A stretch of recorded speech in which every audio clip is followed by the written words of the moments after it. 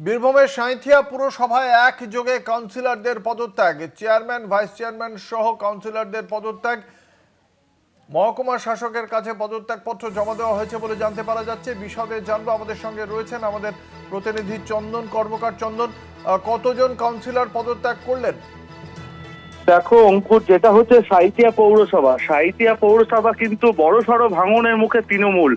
দেখো, যেটা সাঁইথিয়া পৌরসভা 16টি ওয়ার্ড আছে, 16টি ওয়ার্ডের মধ্যে 14টি ওয়ার্ডে যে কাউন্সিলর আছে, চেয়ারম্যান ভাইস চেয়ারম্যান সহ 14 জন যে তৃণমূলের কাউন্সিলর ছিল, তারা আজকে কিন্তু যে সিউড়ি মহকুমা শাসক আছে, এসডিও, তার কাছে কিন্তু তারা পদত্যাগপত্র তুলে দেয়।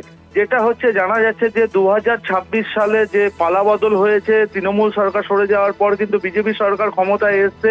আর এরপরই কিন্তু হচ্ছে রাজ্যের বিভিন্ন যেমন পৌরসভার যে চেয়ারম্যান ভাইস চেয়ারম্যান কি কারণে পদত্যাগ করলেন? হ্যাঁ, যেটা হচ্ছে সাঁইথিয়া পৌরসভার যে চেয়ারম্যান ছিল বিপ্লব দত্ত, তিনি যেটা জানাচ্ছেন যে তার নিজের মতেই এবং তার ইচ্ছাকৃতভাবেই তিনি পদত্যাগ করছেন, সমস্ত কাউন্সিলরদের জানিয়ে দিয়েছেন।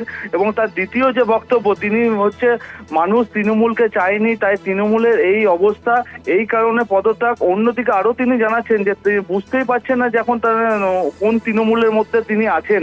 এই সব বিষয় নিয়েই কিন্তু তিনি হচ্ছে পদত্যাগ করেছেন।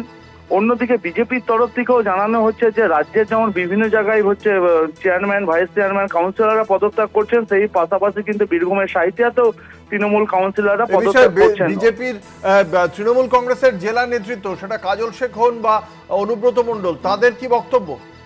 দেখো, এই বিষয় নিয়ে আমরা হচ্ছে জেলা যারা তৃণমূল নেতৃত্ব আছে, বীরভূমে যারা কোর কমিটির সদস্য আছে, বিভিন্ন জনের সঙ্গে যোগাযোগ করলে তারা কিন্তু এই নিয়ে কোনো মন্তব্যই করতে চায়নি, যে তারা কোনো বিষয় জানাতে যায়নি। কিন্তু বিজেপির তরফ থেকে কিন্তু জানানো হয়েছে যে রাজ্যের যে বিভিন্ন যে পৌরসভা আছে, পৌরসভা যে চেয়ারম্যান কাউন্সিলররা পদত্যাগ করছেন, কিন্তু সাঁইথিয়া পৌরসভায়ও সেরকমই চেয়ারম্যান বা ভাইস চেয়ারম্যানরা যে 14 জন কাউন্সিলর আছে, তারা আজ কিন্তু পদত্যাগ করে। বাকিরাও যে 2 জন কাউন্সিলর আছে 2-1 দিনের মধ্যে পদত্যাগ করবে, এরকমই আমরা সূত্র মারফত খবর পাচ্ছি। অঙ্কুর, ধন্যবাদ। আমাদের সঙ্গে ছিলেন আমাদের প্রতিনিধি চন্দন কর্মকার।